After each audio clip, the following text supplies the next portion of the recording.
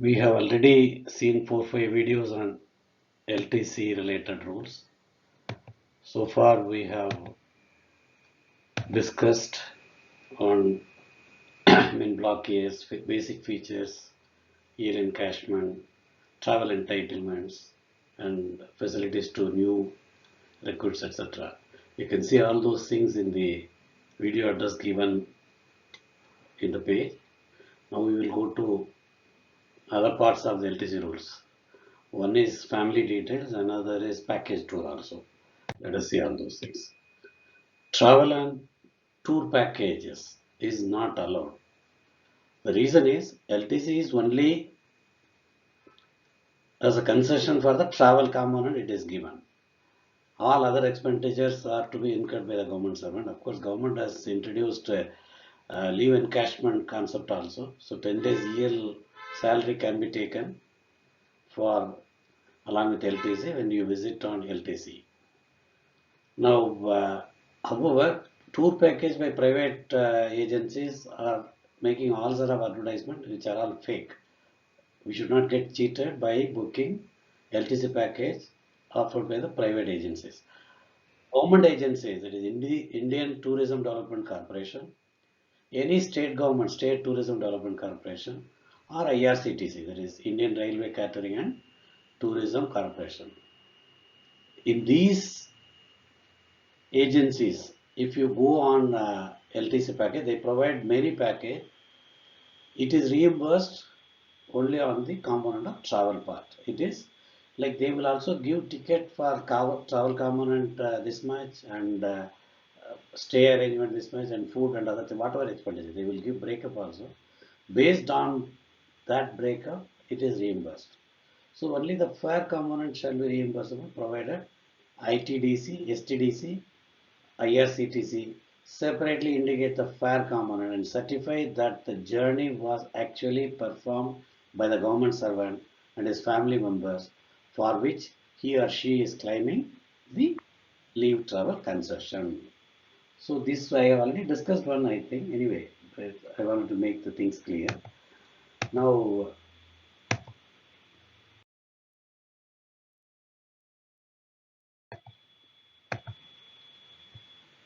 another important point is we have already discussed this also probably.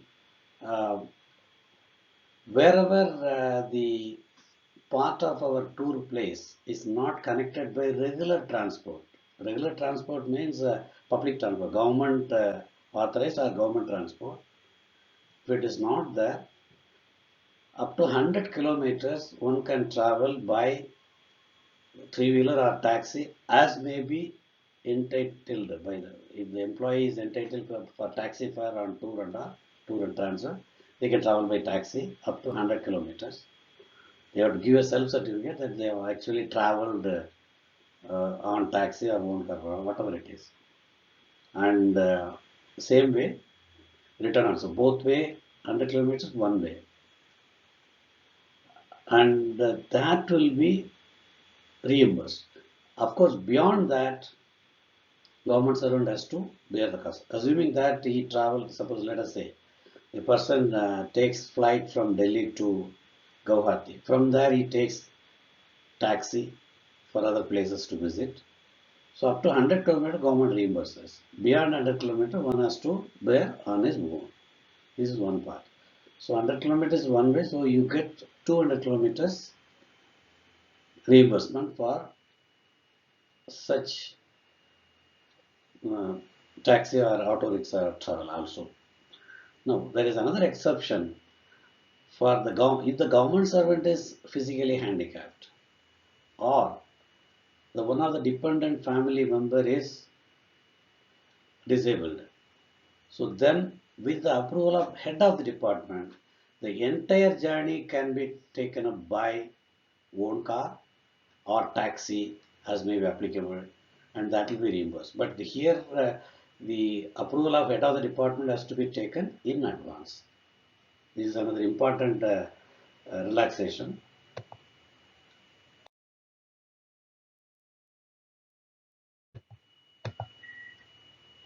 Now, advance. 90% of the travel fare is paid as advance if you claim. And time limit for submission of LTC claim is, if you do not take advance within 3 months of completion of the journey, claim has to be raised. If you take advance within 1 month of completion of return journey. Otherwise, any delay on the part of employee in raising the claim will result in forfeiture of the claim. So suppose if you take advance and 1 month you are not submitting the claim, you forfeit your right to claim and the advance will be recovered with the penal interest and other things. So one has to be very careful. On return, immediately they should submit their claim without fail within the time limit. And another important point, for air travel entitled officers, when they book ticket on LTC for air travel, suppose they are asked to stay back for whatever is official exigency, cancellation charges will be fully borne by the government. Government will reimburse that to the government servant. But this facility is not available to the people who are not entitled to travel by air, but opt for travel by air by restricting their claim to the entitled train fare. So when you suppose the lower level people, they are those who are up to the level of 8, if they want to travel by air and book the ticket, and for official reason also they are asked to cancel the ticket. Unfortunately, they won't get air ticket cancellation charge. This point has to be noted by the people who opt for air travel when they are not entitled.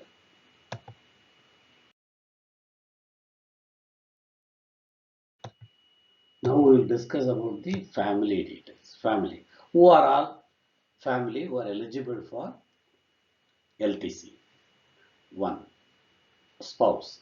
If the government employee is a male member, his wife is also entitled without any restriction or earning or any whatever it is. Whether she is earning or not is immaterial. If wife is a government employee and husband is not a government employee, whatever he does, whatever his earning may be, there is no restriction. Husband is also entitled. So for spouse, there is no dependency condition exists. For children, 2 surviving children, in the sense, not more than 2 children will be allowed for LTC till they are not married, till they are unmarried and not earning money. Earning money, we will discuss that minimum limit under it is now presently it is 9,000 plus dearness allowance. If somebody earns 9,000 plus the existing dearness allowance, as on it is 46%. He is considered to be independent of the parent for the children or whoever it is, other than spouse. So now the question arises for children, if they are unmarried and dependent is their earning is less than that 9,000 per month plus DA, etc.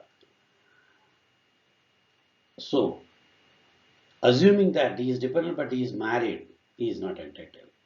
Next point, another important point, he is dependent, not married, but he has crossed 25 years of age. Still such children are eligible as long as they are unmarried and they are totally dependent on government servant. They are entitled to LTC on their parents' facility. So here 25 years condition does not hold good. Now, assuming that. Now, the person, the first child is male or female, whatever it is, and the second delivery, they are blessed with a twin or triplet. In such case, all these people are eligible. There is no restriction. That is it. When the birth goes beyond single birth, but first birth itself, if somebody has got twins, they can't go for the second birth and claim. That is another important point. Now, married daughters, if they are divorced, abandoned, or separated from their husbands, are like widow daughters, and they are residing with the government servant and wholly dependent. So their earning should be less than they are not earning or they are earning less than 9,000 plus DA rate, whatever it is, they are also eligible. There is a married daughters but widowed now, divorced or abandoned, and they are dependent. They are eligible. Parents or stepmother residing with and here residing with for daughters and parents and residency. Residing with the government servant is compulsory. For spouse and children, residence with the government servant is not compulsory.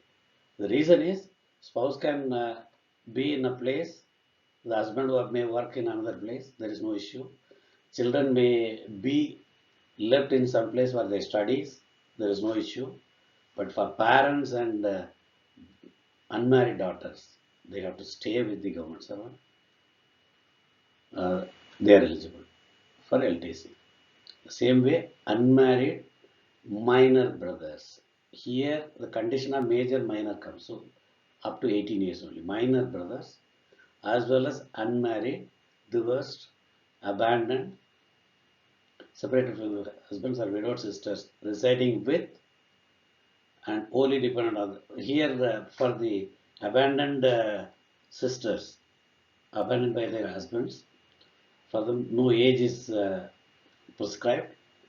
But dependency is that they have to stay with the government servant. They have to also, their earning should be less than 9,000 or no earning. Another important. But one more condition, that their parents are themselves dependent on the government servant or they are not alive. Under that conditions, so unmarried minor brothers and unmarried or married and divorced sisters, they are also eligible as part of family. So these many members, if they are available, are provided LTC facility along with government servant. What if both the spouses are working? Any one of them can claim, or they can claim separately. Only condition is there cannot be double claim. If husband claims for children, wife cannot claim for children. She can claim only for herself. There cannot be double claim by virtue of two different separate claims. That is the only condition. So otherwise, they can claim separately also. Okay. Now almost we are coming to the major points, end of the major points. Now what is left over is special dispensations government has provided every 2 years. Presently it is available. From 2022 they have given another 2 years. It has been introduced after six-pay commission, but it is extended every 2 years nowadays, and those details we will discuss. And if possible, we can also make one salient points kind of a thing. With that, we'll wrap up LTC rules. Then I think of discussing medical attendance rules and CGHS rules. That we'll do later on. Thank you.